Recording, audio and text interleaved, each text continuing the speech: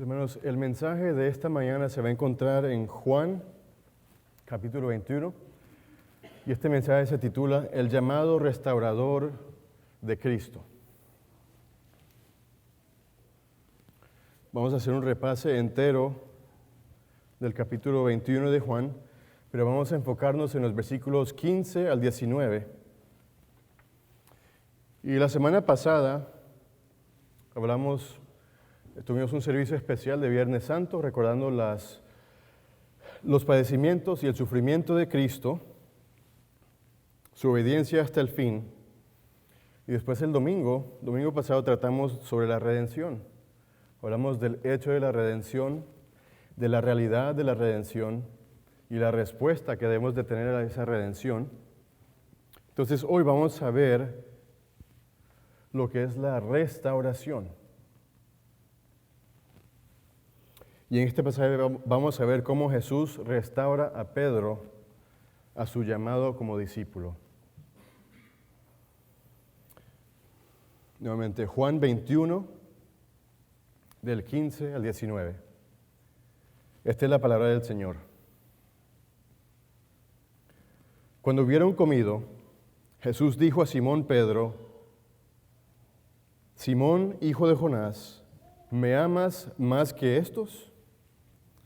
Le respondió: sí, Señor, tú sabes que te amo. Él le dijo: apacienta mis corderos. Volvió a decirle la segunda vez: Simón, hijo de Jonás, ¿me amas? Pedro le respondió: sí, Señor, tú sabes que te amo. Le dijo: pastorea mis ovejas. Le dijo la tercera vez: Simón, hijo de Jonás, ¿me amas? Pedro se entristeció del que le dijese la tercera vez: ¿me amas? Y le respondió: Señor, tú lo sabes todo, tú sabes que te amo. Jesús le dijo: apacienta mis ovejas. De cierto te digo, cuando eras más joven te ceñías e ibas a donde querías, mas cuando ya seas viejo, extenderás tus manos y te ceñirá otro y te llevará a donde no quieras. Esto dijo, dando a entender con qué muerte había de glorificar a Dios. Y dicho esto, añadió: sígueme. Oremos. Padre Santo, te agradecemos por tu palabra inspirada, infalible, inerrante, en la que podemos encontrar la manera de vivir. Gracias porque nos has dado esta revelación y ayúdanos, Padre Santo, no solamente a entender lo que dice este pasaje, pero también a aplicar este pasaje a nuestras vidas, Señor. Obra en nosotros, obra en nuestras vidas a través de tu Espíritu, en el nombre de Jesús. Amén. Quisiera llamar su atención al comienzo de este capítulo. Si tiene su Biblia, por favor, mantenga sus ojos en este capítulo 21. Vamos a comenzar con algunas observaciones que son importantes para entender este pasaje. Aunque este capítulo entero incluye a 7 de los discípulos, allí en el versículo 2 dice que estaban juntos Simón Pedro, Tomás, llamado el Dídimo, Natanael, el de Caná de Galilea, los hijos de Zebedeo, que eran Juan y Jacobo, y otros 2 discípulos. Realmente este pasaje se trata de un encuentro entre Jesús y Pedro.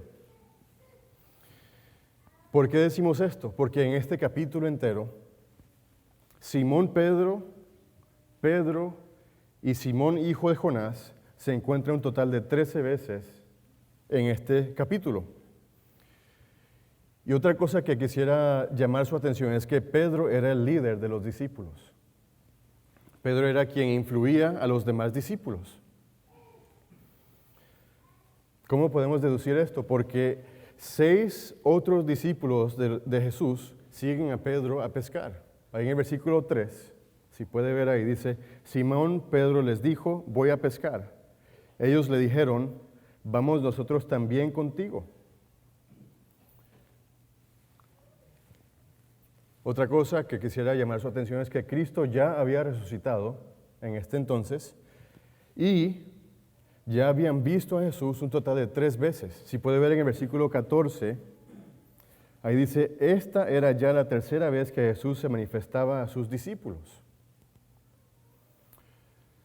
Pero hay un desafío bastante grande, que el peso de la resurrección no les había llegado a los discípulos todavía. No entendían lo que significaba la resurrección. O tal vez sí entendieron el significado, pero estaban apagados, estaban desanimados. ¿Por qué? Bueno, creo que tiene que ver mucho con Pedro. Pedro siendo el líder del grupo, el discípulo quien influía a los demás, estaba lidiando con un problema interno.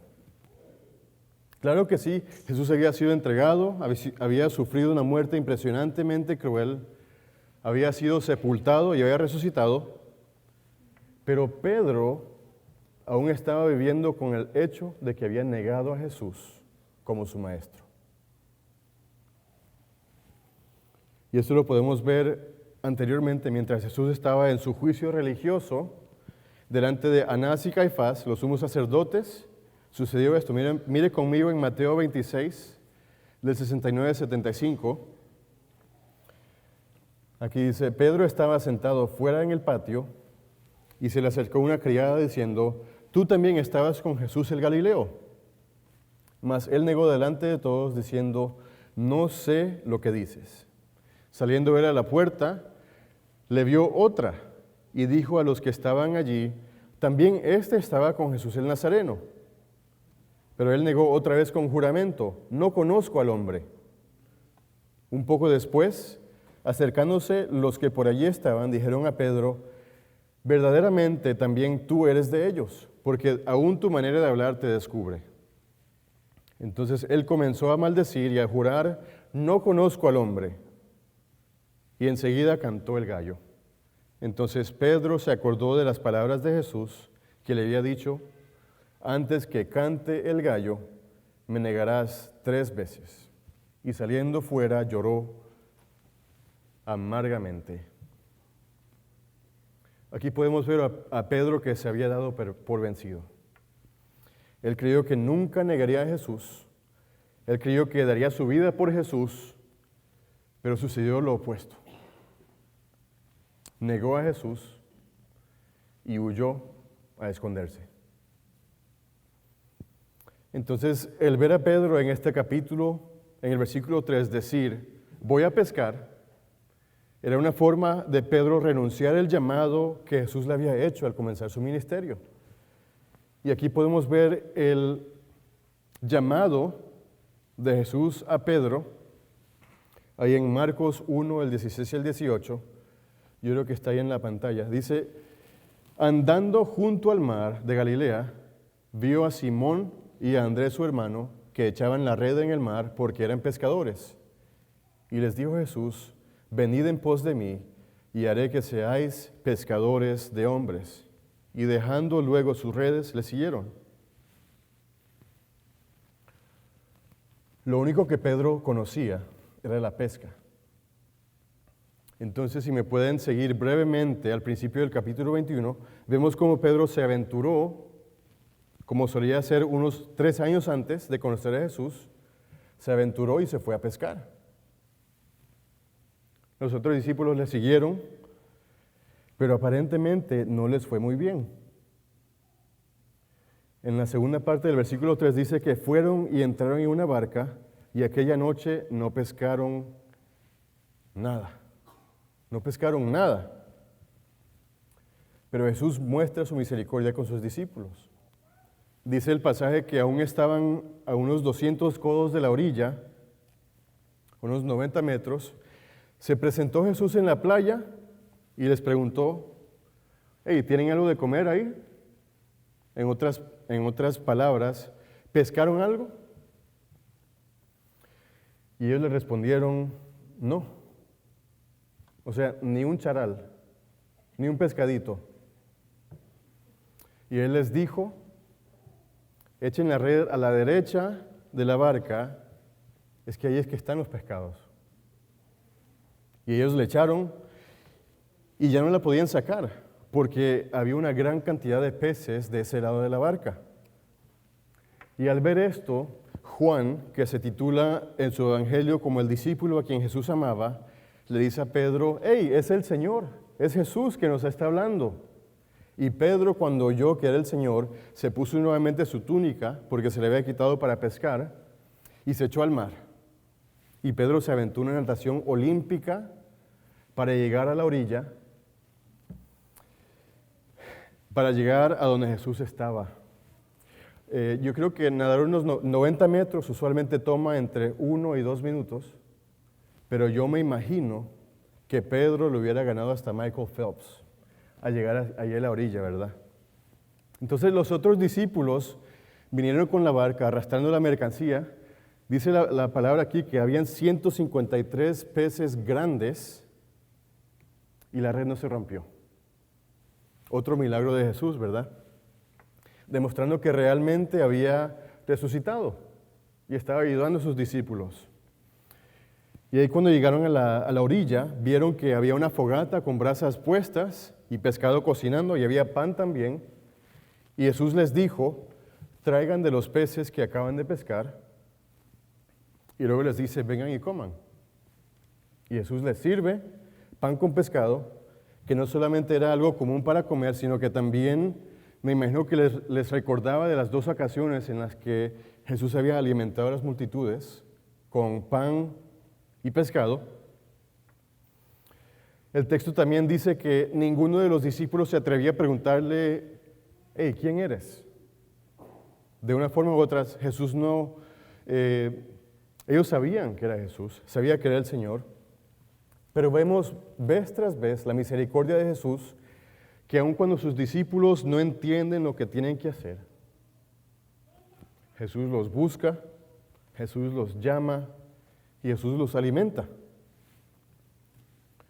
Pero para Pedro, aún la resurrección de Jesús, aún el poder haber visto a Jesús en 3 ocasiones diferentes, aún el sentarse al lado de Jesús y desayunar a la orilla de la playa con Él, no le podía quitar el remordimiento que tenía en su corazón.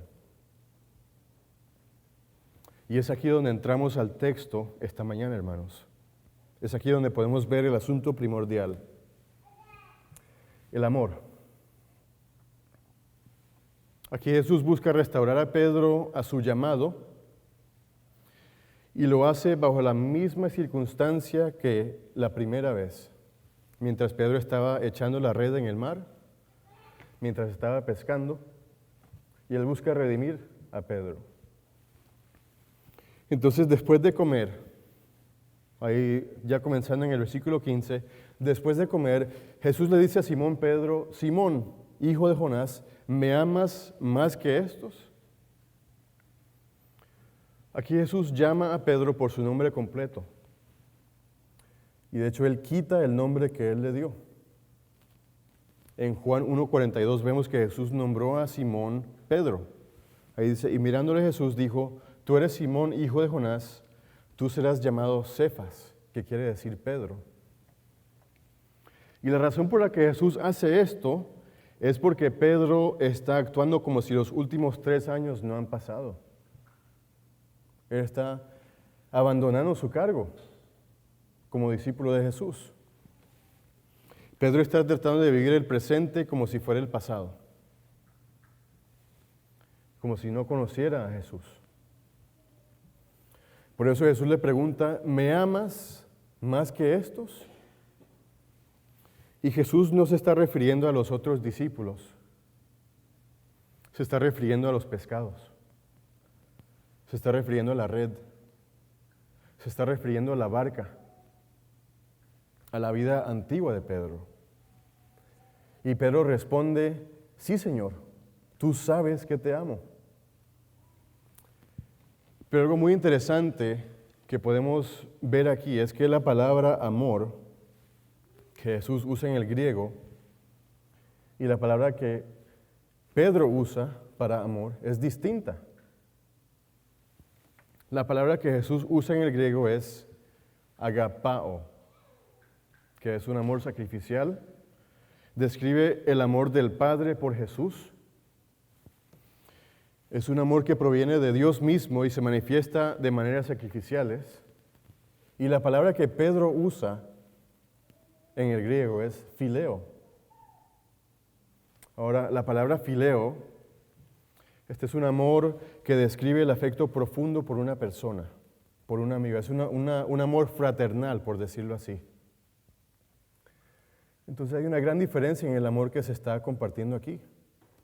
Jesús le está diciendo, Pedro, ¿tú me amas sacrificialmente? Y Pedro responde, sí, Señor, tú sabes que yo te quiero mucho. Entonces hay una gran diferencia en el tipo de amor que se está compartiendo aquí. Jesús pide un amor entrañable, sacrificial, pero Pedro responde con un amor fraternal. Y yo creo que Pedro no se esperaba ese encuentro. Él quería despejar su mente de todo lo que había sucedido, quería olvidar lo que había sucedido, quería olvidar su negación de Jesús, quería vivir su vida como si nada hubiera pasado. Pero aún así, la respuesta de Pedro es meditada. Le dice a Jesús, sí, Señor, tú sabes que yo te amo. Entonces, aunque Jesús sabe exactamente lo que está en el corazón de Pedro, Pedro no finge el amor que tiene por Jesús. Él es honesto. Y dice, Señor, tú sabes que yo te quiero mucho. Y Jesús le responde a Pedro, apacienta mis corderos. Aquí podemos ver el enfoque de Jesús de esta conversación. Él quiere restaurar el llamado de Pedro. Él quiere dirigirlo a que apaciente a sus corderos. Y bien sabemos que Jesús es el buen pastor. Ahí en Juan 10:11 lo dice. Estas son las palabras de Jesús. Yo soy el buen pastor su vida da por las ovejas. Y de hecho, el buen pastor había dado su vida por las ovejas. Él había muerto, había resucitado también. Pero le dice a Pedro, básicamente lo que le está diciendo, Pedro, yo quiero que cuides a aquellos que van a creer en mí.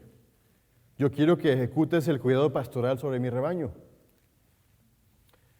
Quiero que cuides a los que son débiles, que necesitan protección. Yo quiero que alimentes a mis corderos. Pero luego Jesús le hace a Pedro otra pregunta, que parece la misma, ¿verdad? Pero es aún más precisa. Ahí en el versículo 16.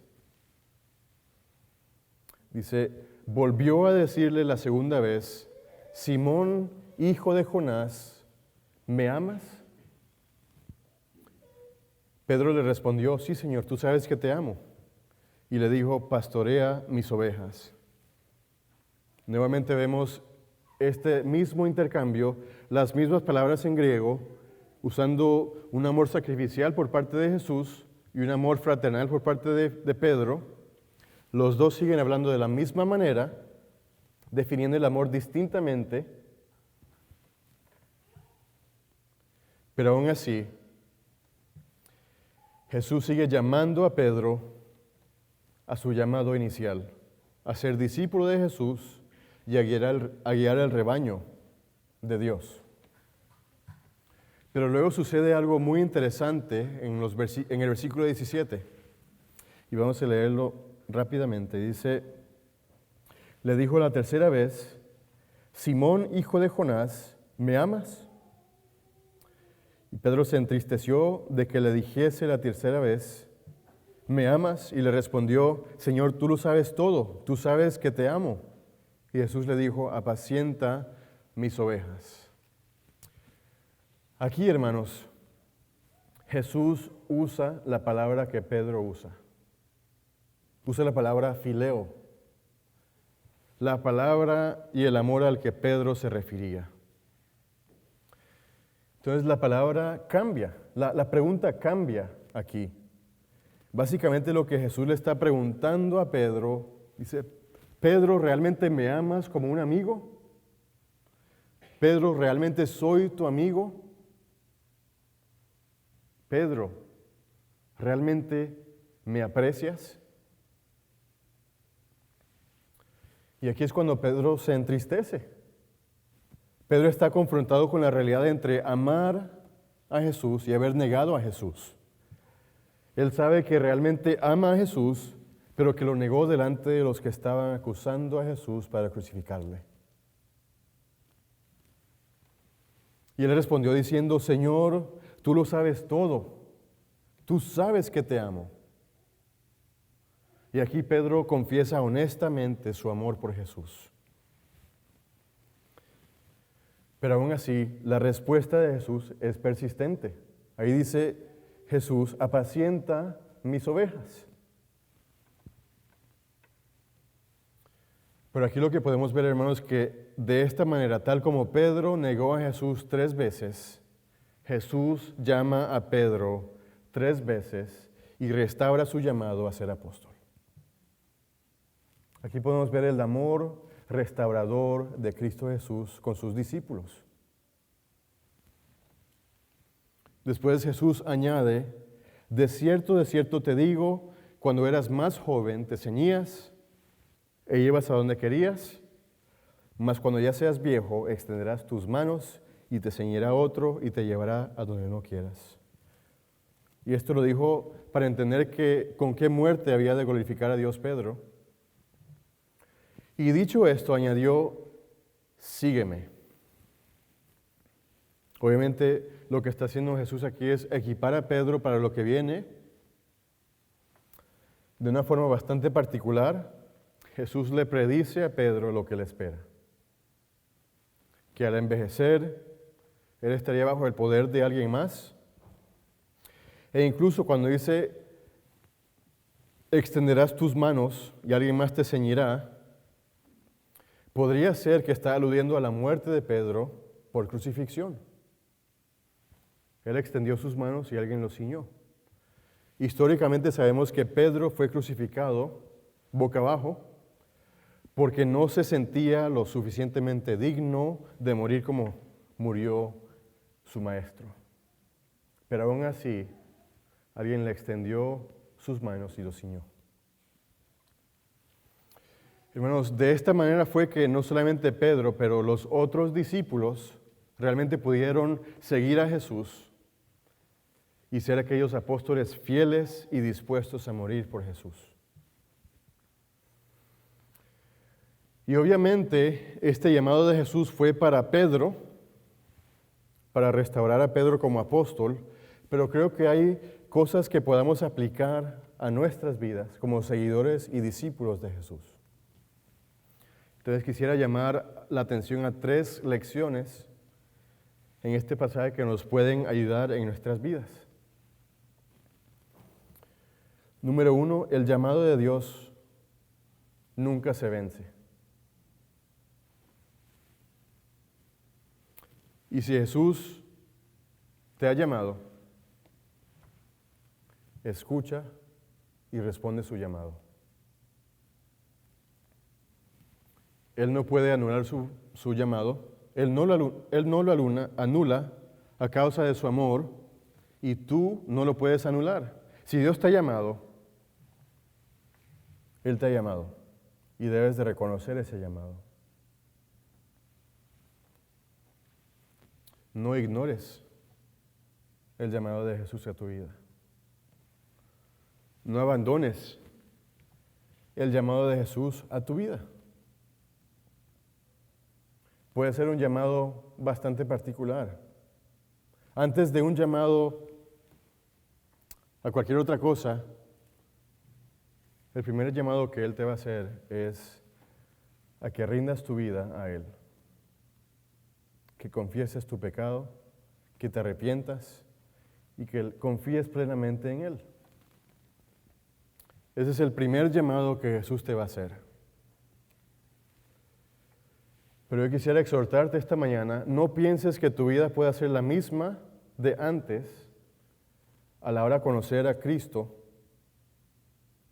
y al tú decidir abandonar a Jesús, porque no lo va a hacer. Puedes intentarlo como lo hizo Pedro y sus discípulos, que regresaron a pescar, pero ellos no pescaron nada, no les fue bien. Entonces, si Jesús te ha llamado y tú has recibido ese llamado, pero quieres abandonar a Jesús, no te va a ir bien. Regresa a Jesús. El llamado de Pedro tenía varias cosas similares. El llamado de Pedro fue no solamente a ser pescador, sino a ser pescador de hombre. Entonces puede ser que el llamado pueda cambiar en tu vida. Pero yo quisiera hacerte una pregunta esta mañana. ¿Qué es lo que te está llamando Jesús? ¿Qué es a lo que Jesús te está llamando en este momento? Para Pedro era el apostolado. Para ti puede ser que tu llamado es ser más diligente en orar y leer tu Biblia, en buscar la santidad, en nutrirte de la palabra de Dios, al meditar en la palabra de Dios, reconocer qué tan grande es Dios, reconocer el carácter de Dios, ver qué tan inmenso el amor de Dios es para ti. Puede ser que es el batallar con el pecado, matar al pecado, que te deja débil y sediento de Dios.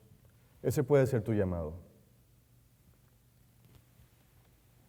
Si ese es tu llamado, te exhorto esta mañana a que no sigas tomando ese veneno que te está matando. Hay otras cosas en esta vida que veneno. Hay otras cosas que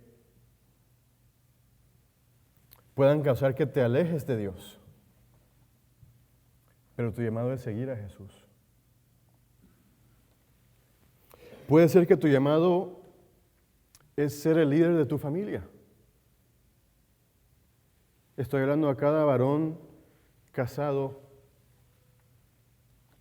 en este lugar. Puede ser que el llamado de Jesús a tu vida es ser el líder de tu familia.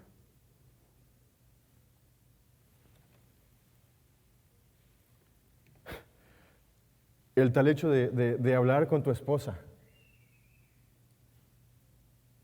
Reconoce lo que está pasando en su vida. Si hay alguna falta, busca la reconciliación. Haz un hábito de pedir perdón. Si buscamos que Dios nos perdone a nosotros, nosotros debemos de perdonar a los demás. Es cuestión de de buscar la unidad también en un matrimonio, en una institución sagrada establecida por Dios.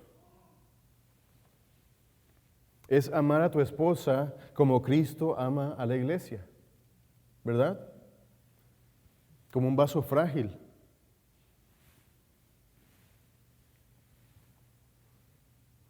O a las damas de aquí que están casadas, someterse a su esposo como la cabeza del hogar. Trabajar juntos. Hay roles que Dios ha establecido que lamentablemente son en contra de la cultura,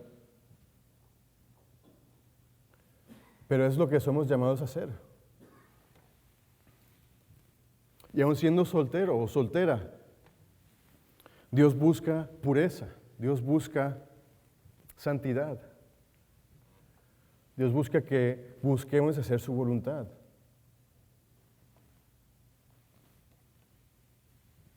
Tal vez pueda ser que Dios te está llamando a ser miembro de esta iglesia, a poder servir en la iglesia, a poder comprometerte más con un ministerio de la iglesia, incluso asistir a los eventos de la iglesia, hablando de reuniones de damas, de varones. Ayer tuvimos la reunión de varones y fue un gran tiempo de convivio, de edificación, de compañerismo. Lo mismo lo podrían decir las damas de la iglesia cuando tienen sus reuniones.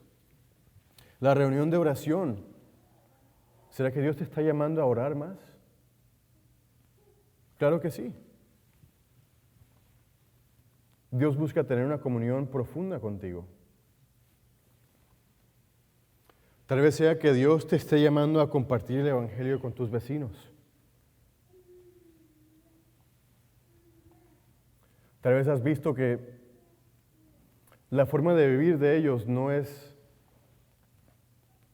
fructífera, es vana. Y tú tienes toda la oportunidad, cada oportunidad y la ventaja, y tienes todo lo necesario para compartir el Evangelio con esas personas, con tus vecinos. Número 2. Como vimos en este pasaje, solo el amor por Cristo nos puede llevar a seguirlo. ¿Por qué? Porque si es a través de otra cosa, las otras cosas son lo que amamos y no a Jesús. Amar a Jesús es lo único que nos permite obedecerle. No es obediencia en base al temor, no es obediencia en base a una recompensa.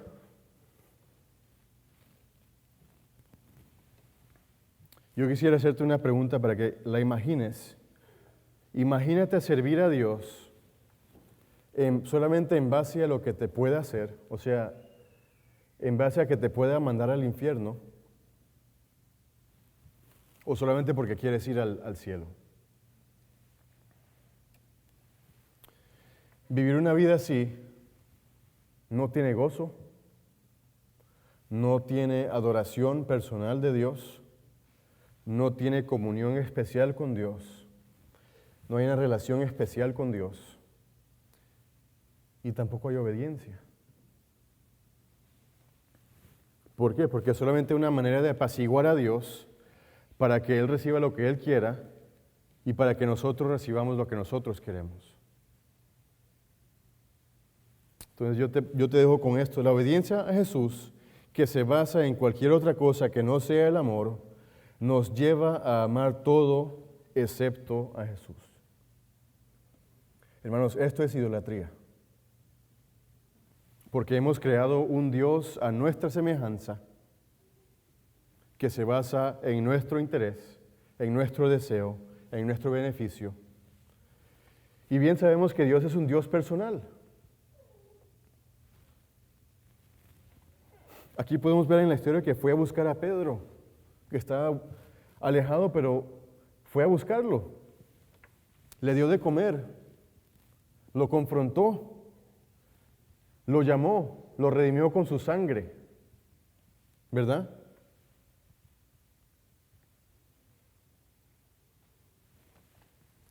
Y si podemos notar lo que dice esto, es que tenemos la gran oportunidad de amar a Cristo porque Cristo nos amó primero.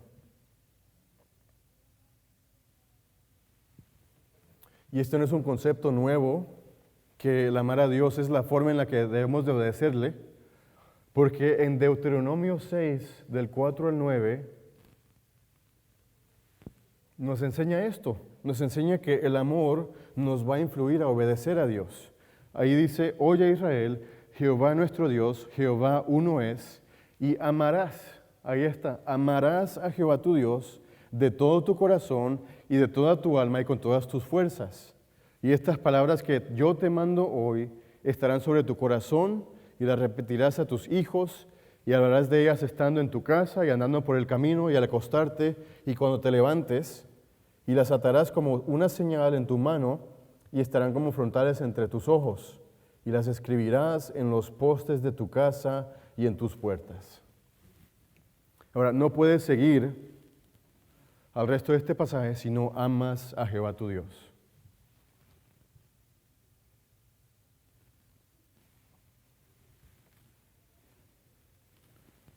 Y lo repito, hermanos, el amar a Dios es lo que nos permite realmente obedecerle. Y Dios no te está pidiendo un amor perfecto. Dios te está pidiendo un amor real, un amor genuino, un amor honesto. Igual como Pedro. Pedro solamente pudo decir, yo te amo fraternalmente, Jesús. Pero aún así Jesús aceptó esa confesión de Pedro y le dijo, apacienta mis ovejas.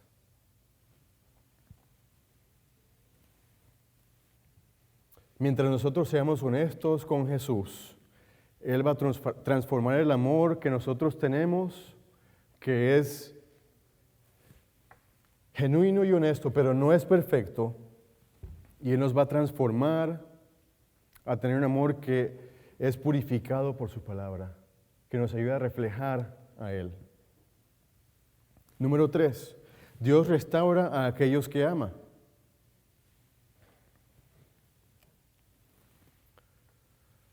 Puede ser que ya lo puedas ver. Puede ser que ya veas la obra de Dios sobre las cosas rotas en tu vida, que han sido restauradas por Jesús, por Dios. ¿Has visto relaciones que han sido restauradas? ¿Has visto que tu corazón ha sido restaurado? ¿Has visto que Dios ha restaurado tu alma y te ha guiado por sendas de justicia por amor a su nombre?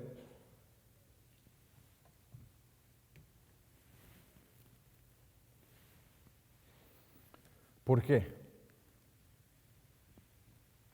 Porque la restauración que recibimos por parte de Dios viene de un amor puro, viene de un amor sacrificial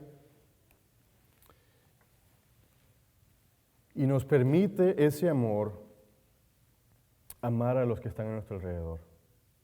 Al nosotros ser restaurados, nosotros podemos ayudar a los demás, podemos amar a los demás con un amor que proviene de Dios.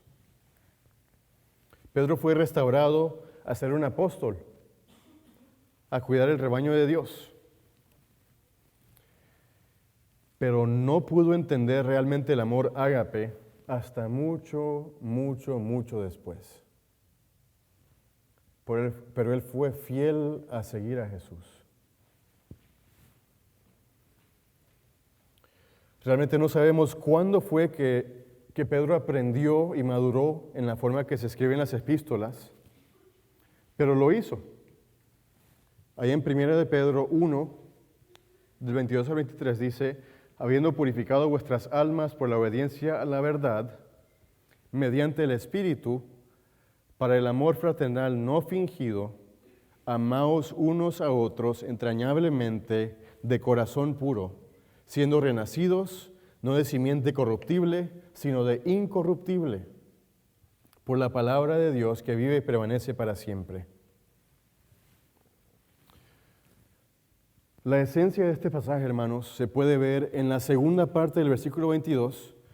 Yo creo que la primera frase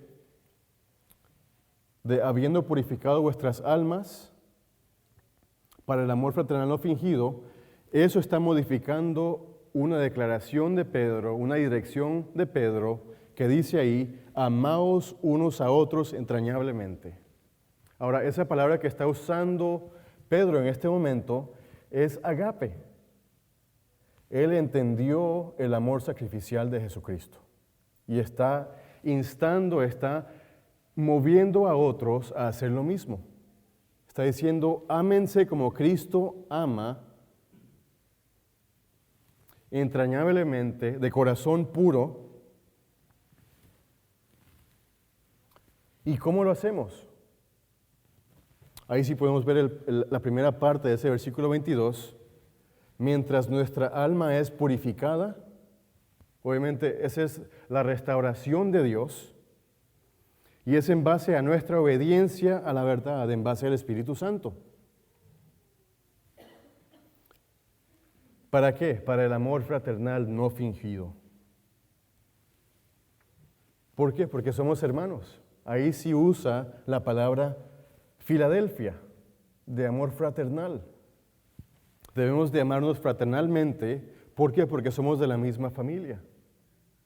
No podemos odiar a nuestros hermanos. ¿Por qué?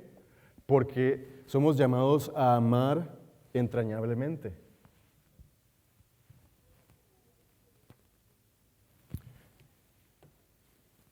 Entonces debemos de amar a nuestros hermanos porque hemos nacido de nuevo, ¿verdad? Ahí sigue en el versículo 23, siendo renacidos. no de simiente corruptible, sino de incorruptible, por la palabra de Dios que vive y permanece para siempre. A través de la palabra de Dios hemos llegado a ser nuevos, hemos renacido de una simiente incorruptible. Ya no estamos bajo la cabeza de Adán, estamos bajo la cabeza de Cristo.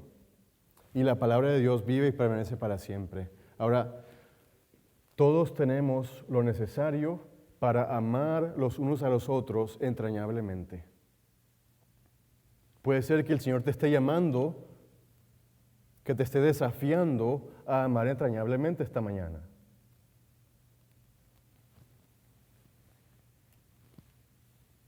Entonces, hermanos, de esta manera podemos ahora poner nuestra parte a restaurar la vida de los demás. Si tenemos ese amor entrañable por los demás, podemos decir, hermano, sigue adelante. Hermano, estoy orando por ti. Hermano, no te des por vencido. Dios está contigo. Y podemos ayudar esa relación que ha sido quebrantada por el pecado. Podemos ayudar que esa relación pueda ser restaurada en Cristo Jesús a través del Espíritu Santo. Y podemos amar a los demás como Cristo nos ha amado primeramente. Pero también hay restauraciones que aún no podemos ver, hermanos. Y lamentablemente puede ser que no las veamos en esta vida. Porque hay cosas en nuestra vida que no serán restauradas. ¿Sabemos cuáles son? No. Hay divorcios, hay relaciones con padres que han sido quebrantadas, hay relaciones con hermanos que ya ni se hablan, con la familia. Uno no sabe si van a ser restauradas esas relaciones. Pero una realidad es que hay tantas cosas que están rotas en este mundo. Y lamentablemente no todo lo roto puede ser restaurado. Hay un arte japonesa que se llama kintsugi. Y el kintsugi es el arte de reparar la cerámica rota con laca o barniz que se llama urushi. Y este barniz es polvoreado o mezclado con oro en polvo, o con plata o con platino. Y aquí podemos ver el resultado. Es realmente impresionante, ya que le da un toque como elegante a la restauración porque se le añade el oro. Se ve muy bonito. Aquí hay otra foto también. Se ve excelente, ¿verdad? Aún sabiendo que esa cerámica está rota, se ve magnífica, ¿verdad? A mí me gustaría una. Pero puede ser que quisiéramos que todo fuese restaurado de esta manera, ¿verdad? Tal vez quisiéramos con todo nuestro ser ver la restauración de muchas cosas en nuestra vida para que brillen así. Y puede ser que al no ver restauración en nuestras vidas, pensemos que Dios no nos ama. O que Dios se ha apartado de nosotros. Si Dios restaura a aquellos que ama, ¿qué hay de lo que no ha restaurado? Son preguntas que nos podemos hacer. Pero esto es lo que quisiera terminar diciendo, es que creo que lo más acertado es que no lo va a restaurar, porque lo va a hacer de nuevo. Y nos toca esperar al día de redención.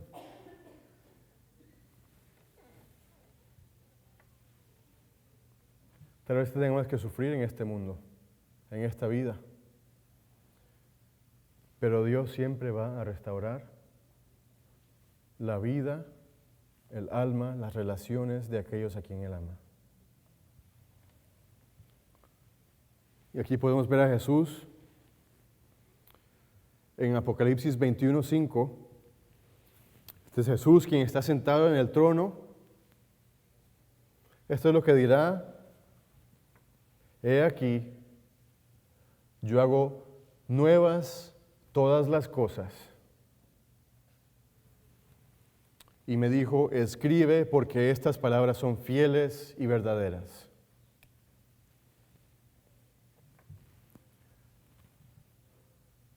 Dios te está llamando en esta mañana porque quiere restaurarte y Él regresará para restaurar todas las cosas y hacerlas nuevas. ¿Creemos en esto? Esta es la palabra fiel y verdadera de Cristo que nos hace un llamado restaurador esta mañana. Que el Señor les bendiga. Gracias, Señor, por ese amor restaurador que demuestras hacia nosotros, Señor. Aun cuando te abandonamos, aun cuando te negamos, aun cuando nuestra vida está llena de pecados, Señor, tú nos sigues llamando, tú no anulas tu llamado hacia nosotros.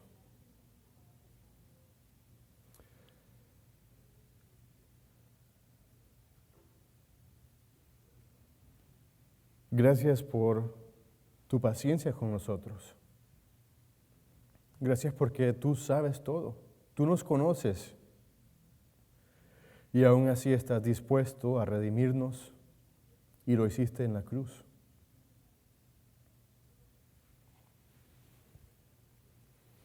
Y aunque estemos pasando por tiempos en los que no sabemos si nuestra vida va a ser restaurada, nuestras relaciones tal vez están en un tiempo bastante difícil, Señor.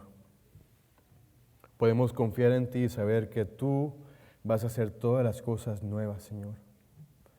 Cuando el pecado ya no va a estar presente, solamente tú. Y te alabamos porque podemos ver hacia allá y darte la gloria esta mañana por lo que has hecho y por lo que vas a hacer. En el nombre de Jesús, amén.